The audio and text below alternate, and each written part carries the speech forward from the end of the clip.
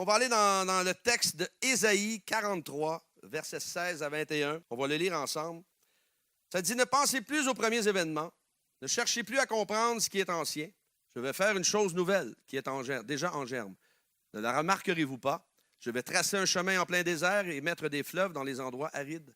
Les animaux sauvages, les chacals et les autruches me rendront gloire parce que j'aurai donné de l'eau dans le désert, des fleuves dans les endroits arides, pour faire boire mon peuple, celui que j'ai choisi, le peuple que je me suis formé, proclamera mes louanges. » Ce qu'il faut comprendre ici lorsque nous lisons ce texte, c'est que ce peuple même peuple avait été délivré, le peuple dont on parle ici dans Ésaïe, avait été délivré de l'esclavage d'Égypte. Le peuple avait marché au travers la mer Rouge alors que l'ennemi avait été anéanti derrière.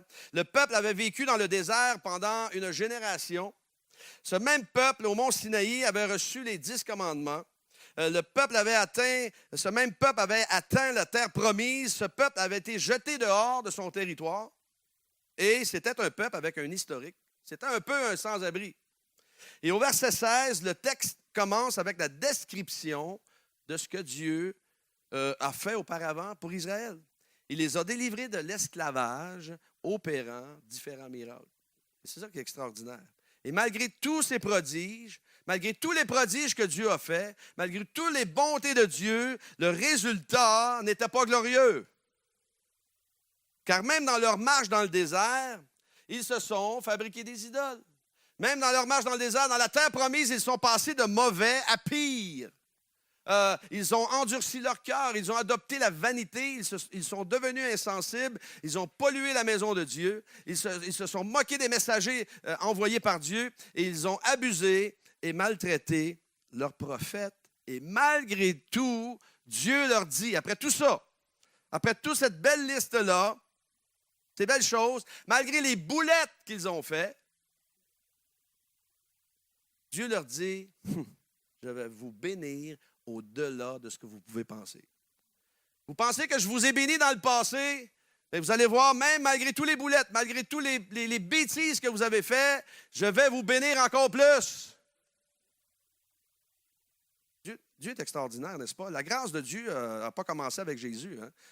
Elle a commencé bien avant, avant que Jésus arrive sur cette terre. Et Dieu a toujours été un Dieu de grâce. Voyez-vous cela? Dieu est un Dieu de grâce qui nous aime, qui nous aime malgré nos fautes, malgré nos péchés, malgré nos faiblesses, malgré nos manquements. Dieu est toujours là pour nous donner un nouveau départ. Dieu est toujours là pour nous donner un nouveau commencement. Et c'est ça qui est formidable. La grâce de Dieu, alors que Jésus s'est donné, s'est livré lui-même, malgré toutes les insultes, malgré toutes les injustices, malgré tout ce qu'on lui a fait, on lui a arraché la barbe, on a craché dessus, on l'a flagellé. Il n'avait même plus l'apparence d'un homme, imaginez. Jésus n'avait même plus l'apparence d'un homme lorsqu'on a terminé avec lui. On l'a battu sauvagement alors qu'il n'avait rien fait. C'est quelque chose, ça. Et là, puis parfois, on est comme ça dans notre vie chrétienne. On vient à l'église dimanche après dimanche et on a de la misère parfois à en aimer quelques-uns et quelques autres. Et on ne s'arrête pas à la grâce que Dieu a pour nous. On ne s'arrête pas à ce que nous, au début, et même parfois encore, et peut-être souvent encore, nous ne sommes pas toujours aimables nous-mêmes. Hello, êtes-vous content d'être là ce matin? On n'est pas toujours aimable. On n'est pas toujours aimable dans notre nature humaine. On n'est pas toujours gentil avec les gens autour de nous et on a besoin de la grâce de Dieu. Et Dieu est toujours fidèle de renouveler. Vous savez, ses bontés se renouvellent à chaque matin. Wow, dites-le avec moi, ses bontés se renouvellent à chaque matin. Et moi, j'aimerais vous poser une question. Quelles sont les choses excitantes auxquelles vous vous attendez pour l'Église évangélique du Réveil de Martigny? Est-ce que vous êtes satisfait? Est-ce que vous êtes confortable dans votre siège dimanche après dimanche? Est-ce que la forme de vos fesses sont dans votre chaise? Moi, je peux dire ces choses-là, je m'en vais après. Bon, mais c'est vrai. C'est vrai. Parce qu'on peut être confortable, venir à l'église dimanche après dimanche, confortable, on vient se bénir mutuellement, je te bénis, tu me bénis, nous bénissons, vous bénissez, ils se bénissent. On se bénit. On se fait des petits concerts, on se fait des petits moments entre nous. Et on peut faire notre vie chrétienne comme ça jusqu'à... pas de problème. Mais on est là pour briller afin que d'autres aient un nouveau départ. Vous êtes là avec moi? Et je crois parfois, surtout, qu'il y a trop de réponses comme « Mais pourquoi qu'on ne laisse pas les choses comme c'était avant?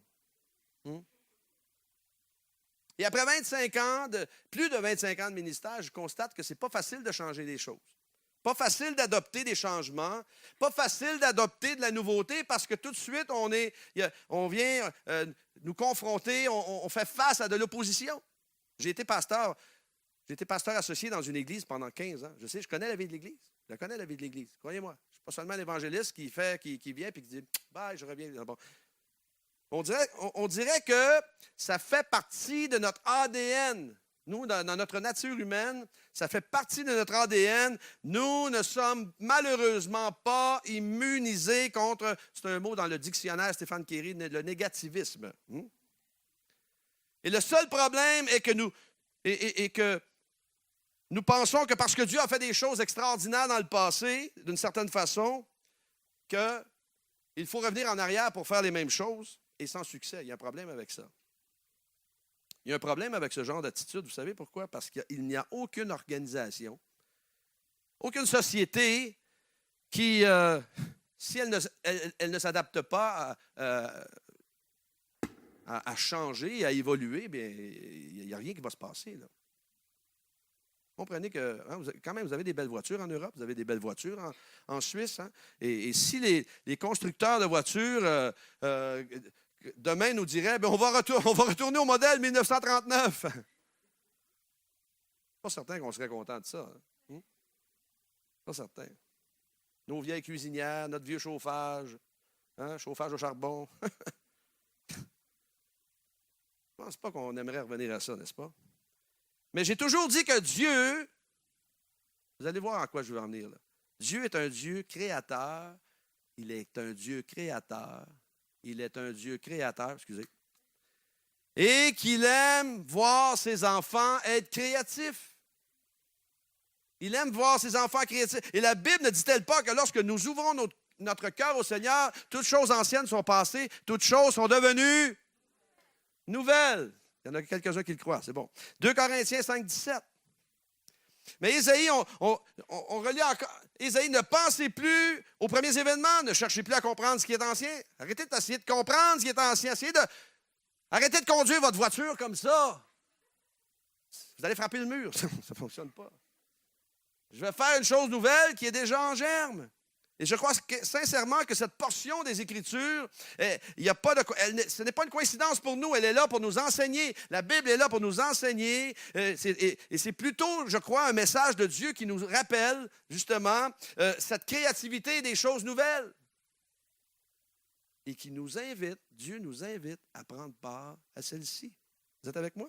Jérémie 31, 31. Voici les jours viennent, déclare l'Éternel, où je conclurai avec la communauté d'Israël et la communauté de Juda une alliance. Communauté de Martigny, une alliance. Yes! Je leur donnais un seul cœur et je mettrai en eux un esprit. Yes! Je retirerai de leur cœur de pierre et je leur donnerai un cœur de chair. Celui qui est assis sur le trône dit, voici, je fais toutes choses. Il ajouta, écris cela, car ces paroles sont dignes de confiance et vraies. Comprenons que le message de la parole de Dieu n'est pas de retourner dans un paradis perdu, mais plutôt d'aller vers l'avant, d'aller vers les promesses de Dieu, des nouvelles promesses, des choses avec lesquelles parfois nous ne sommes pas confortables, nous ne sommes pas familiers et qui peut même nous sortir de notre zone de confort.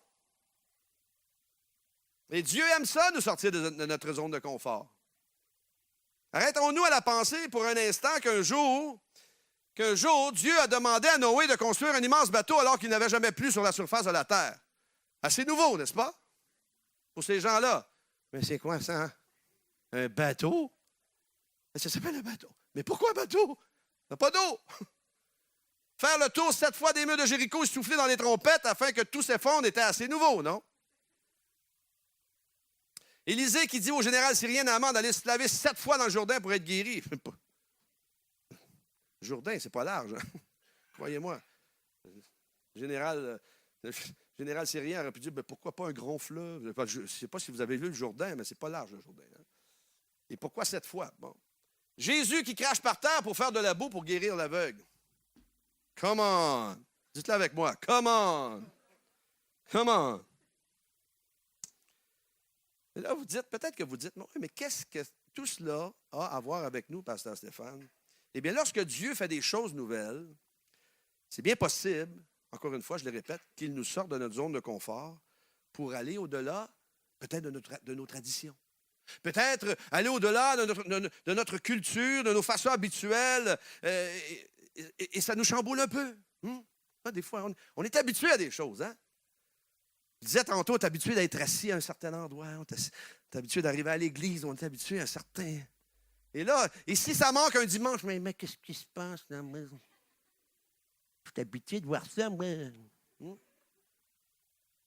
Alors, dans Luc chapitre 5, dans l'évangile de Luc chapitre 5, Simon Pierre dit à Jésus, on a pêché toute la nuit sans rien prendre. Mais Jésus leur dit de jeter le filet en eau profonde. Et on connaît la suite, ce fut une pêche miraculeuse. Et parfois, nous sommes trop focalisés ou à la poursuite des choses terrestres et nous pouvons manquer la bénédiction. Et ici, lorsqu'ils ont fait cette pêche incroyable, il est possible que les disciples se sont dit, « Hey, nous allons vendre nos poissons chez Migros! On va faire de l'argent! On va faire des francs suisses, quoi. Hein?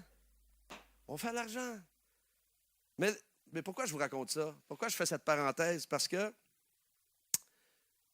Jésus transforme leur poursuite en leur disant, maintenant, vous ne serez plus des pêcheurs de poissons, vous allez être des pêcheurs d'hommes. Chose nouvelle. Je vous donne un nouveau départ. Vous allez avoir un nouveau départ. C'est fini le poisson, on s'en va chercher des plus gros poissons. On va chercher des âmes. Laissez faire Migros. Et oui, Dieu désire nous donner quelque chose de nouveau, une nouvelle poursuite pour nos vies. Est-ce que ça vous intéresse, une nouvelle poursuite pour vos vies? Hein? Dieu est à notre poursuite. Et moi, le désir de mon cœur, c'est que, moi, je crois que si les chrétiens dans nos églises, partout sur la planète, commencent à développer cette attitude-là de poursuite de Dieu, je crois que ça va changer bien des choses. Parce que je crois que parfois, on est trop confortable. On est trop confortable. Une nouvelle poursuite. Il désire que nous laissions le passé derrière et que nous cherchions ce qu'il a pour nous aujourd'hui. Comprenons quelque chose ici. Dieu a planifié du début. Dieu a planifié ça du début pour nous et a planifié un futur glorieux pour nous. Et tout ce que nous avons à faire ce matin, c'est de monter à bord et prendre part aux choses nouvelles qu'il nous a préparées d'avance.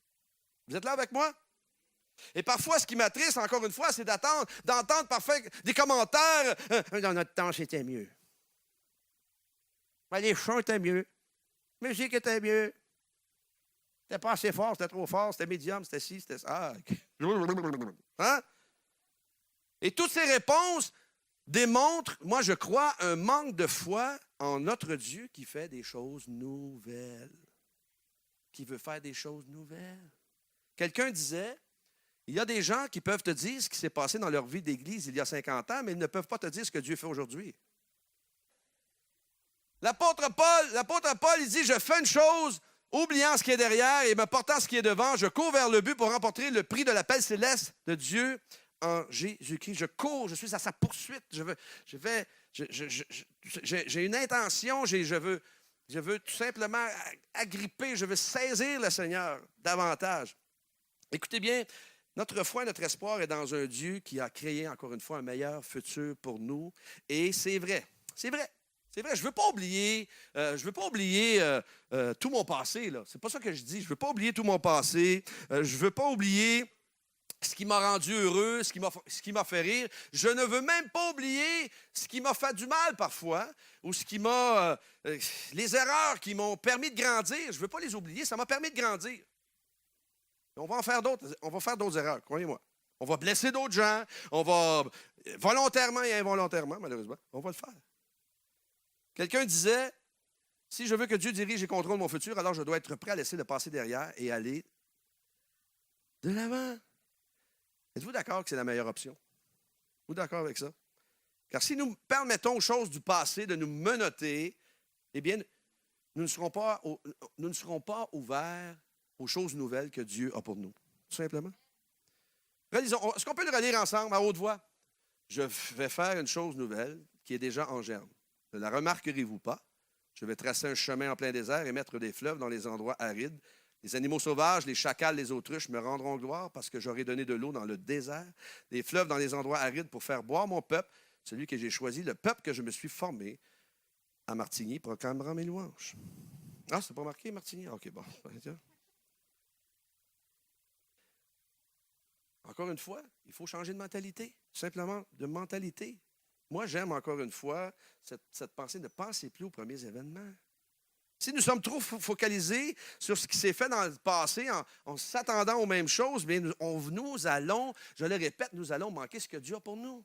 On va manquer ce que Dieu a pour nous. Dieu ne pense pas comme nous. Dieu ne fait pas les choses comme nous. Dieu ne travaille pas comme nous. Et il dit, et malgré encore une fois, tous les bêtises, tous les boulettes, Dieu dit, je vais tracer un chemin dans le lieu désert de votre vie. Je vais mettre des fleuves dans les lieux arides de votre vie. Je vais mettre des fleuves d'eau vive dans les lieux arides de votre vie. Peut-être que ce matin, je ne sais pas, peut-être que vous avez eu une mauvaise nouvelle, vous êtes malade, peut-être que vous vivez des moments, une impasse à quelque part, une anxiété, une angoisse. Et peut-être que ce matin, vous dites, oh, comment je vais m'en sortir? Comment je vais y arriver, moi? Dieu dit, je vais tracer un chemin dans le lieu désert de ta vie. Dieu dit, je vais mettre des fleuves d'eau vive dans les lieux arides de ta vie. Croyez-vous cela? Dieu dit, je vais vous donner un nouveau départ. Je vais vous donner un nouveau commencement. Yes! Nouveau commencement. Un nouveau commencement. Et je crois que justement que cette portion des Écritures, ce verset-là veut nous ouvrir les yeux justement sur ce qui n'est pas naturel. N'oublions jamais que nous servons le Dieu du surnaturel. C'est le Dieu du surnaturel. Et que même dans ce qui nous semble, encore une fois, impossible, parfois, on voit la situation, c'est impossible, je ne passerai pas au travers. Il demeure le grand je suis. Il demeure celui qui peut faire la différence, qui peut faire un impact. Et Ésaïe 41:10, ça dit, ne crains rien car je suis avec toi, ne promène pas des regards inquiets car je suis ton Dieu. Je te fortifie, je viens à ton secours, je te soutiens de ma main, de ma droite triomphante. Triomphante. 1 Chronique 16:15. Rappelez-vous toujours son alliance, ses promesses pour 1000 générations. Écoutez bien, il est le Dieu du début, il est le Dieu de la fin, il est le metteur en scène, il est le réalisateur, il est le producteur, et c'est lui qui décide quand c'est terminé ou c'est pas terminé. Il est le Dieu des choses nouvelles. Mais laissez-moi vous donner quelques citations de la parole de Dieu qui parlent de choses nouvelles, et c'est seulement une partie, OK? Vous êtes prêts? On décolle? On y va? Au commencement, Dieu créa le ciel et la terre. Nouveauté, hein? Genèse 1:1. Les bontés de l'Éternel ne sont pas épuisées. Ses compassions ne prennent pas fin. Elles se renouvellent chaque matin. Que ta fidélité est grande. Dans Lamentation 3. Il a fait une alliance nouvelle dans Luc 22:20. Il prit de même la coupe. On l'a fait ce matin.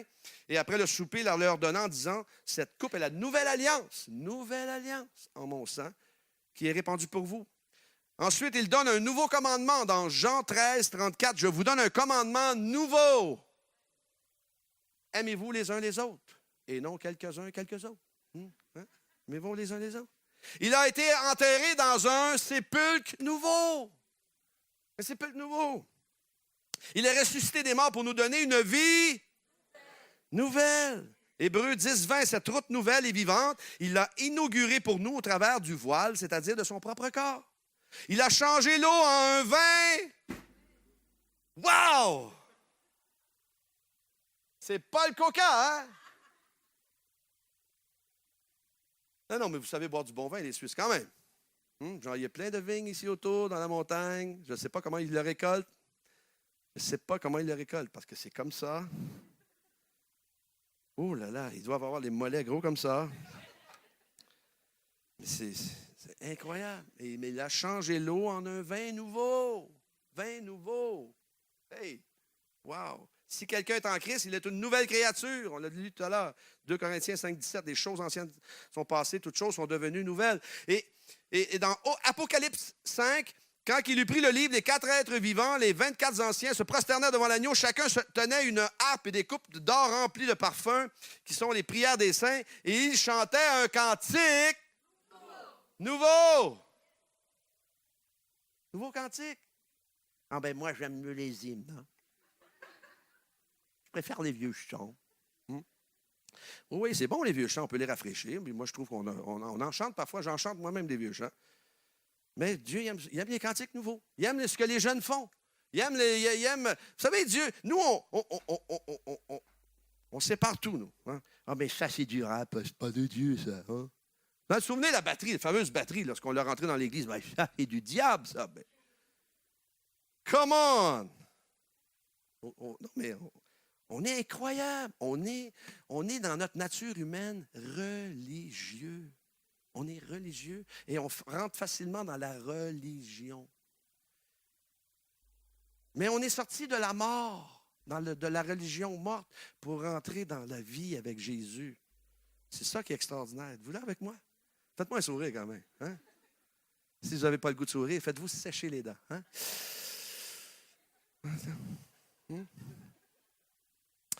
2 Pierre 3,13, ça dit, mais nous attendons, selon la promesse, de nouveaux cieux et une nouvelle terre où la justice habitera. Et le dernier encore, je vous en donne un dernier, Romains 6,4, par le baptême en sa mort, nous avons donc été ensevelis avec lui, afin que, comme Christ est ressuscité par la gloire du Père, de même, nous aussi, nous menions une vie nouvelle. Nouvelle. Et mon cadeau pour vous ce matin, c'est un nouveau départ. Il y a peut-être du chocolat dedans. Non, c'est pas. Il y a du chocolat suisse dedans. Combien de vous ce matin, vous aimeriez un nouveau départ? Écoutez, on a tous commis des erreurs dans le passé et on va en commettre d'autres. Des erreurs. On a tous blessé quelqu'un. Je le disais tout à l'heure, des fois volontairement, involontairement. On a tous vécu la perte d'un être cher. Et le problème avec nous, c'est que si nous permettons à tout cela de miner notre esprit, on n'avancera pas. Il n'y en aura pas de nouveau départ. Mais Dieu veut que nous jouissions de cette vie abondante qu'il nous a donnée en Jésus-Christ. Jean 10, 10. Le voleur ne vient que pour voler, égorger, détruire, mais moi je suis venu afin que les brebis aient la vie et qu'elle l'ait en abondance. Et souvent, on est là et on médite sur la première partie du verset. Le voleur ne vient que pour voler, égorger, détruire. Le voleur ne vient que pour voler, égorger. Il faut changer de cassette. Hein? Moi, je suis venu afin que les brebis aient la vie abondance et qu'elle l'ait. Hey, comment? Commencez à ruminer plutôt. Moi, je suis venu afin que les brebis aient la vie et qu'elle l'ait en abondance. Vous savez, la bonne nouvelle, je vais demander à Kevin de venir me rejoindre, et que Dieu désire pour nous un nouveau départ, un nouveau commencement. Et moi, je crois que nous devrions être excités de ce nouveau départ.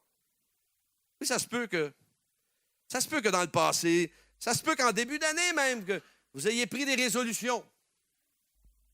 Et là, vous regrettez parce que vous n'avez pas continué vos résolutions. On est comme ça, hein, les hommes, hein? Ah, chérie, je m'en vais au gym. Et en marchant vers le gym, finalement, je vais aller à la brasserie. Non. On n'a pas suivi nos résolutions. Ou, il y a toutes sortes de résolutions qu'on peut prendre dans l'année, de prier plus, de manger moins, de faire plus d'exercice. Et Dieu, il nous dit encore, ne pensez plus aux premiers événements, ne cherchez plus à comprendre ce qui est ancien. Humainement, on est comme ça. Dieu n'est pas intéressé dans votre passé. Dieu est intéressé dans votre futur. Pas intéressé dans votre passé, intéressé dans votre futur. Qu'est-ce que vous allez devenir? Il y a des choses nouvelles pour vous. Le peuple d'Israël pensait qu'à cause qu'ils avaient commis tellement d'erreurs et de bêtises que Dieu les avait délaissés, que Dieu les avait abandonnés. Moi, je suis pas assez bon. Je suis pas assez. Je suis pas assez bonne pour Dieu, je suis pas assez. Je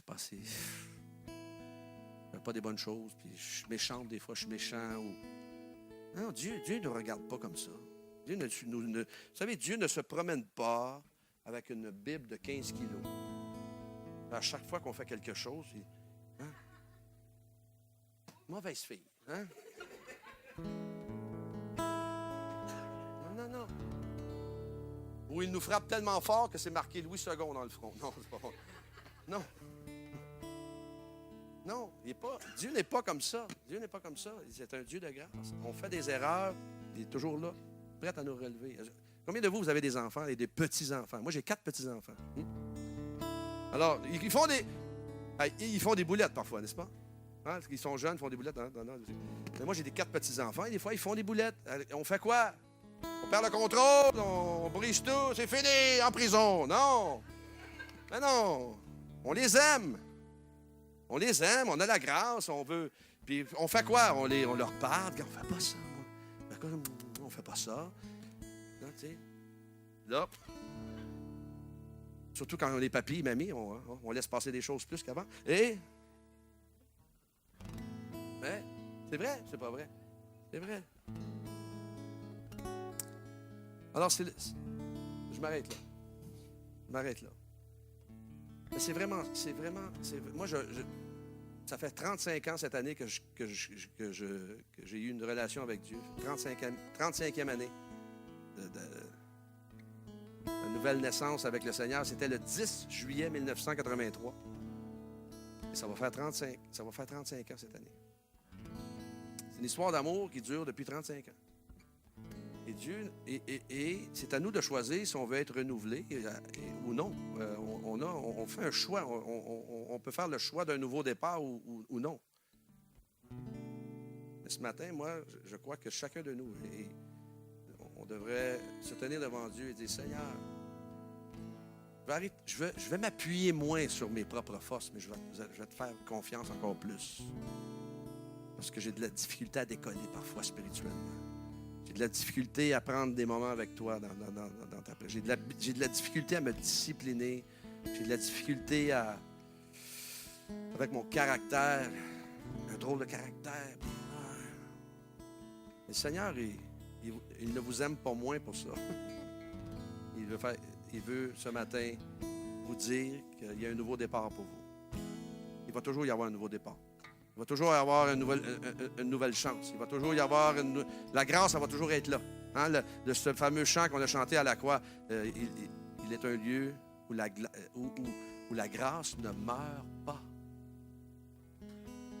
La grâce, elle ne va pas mourir, la grâce.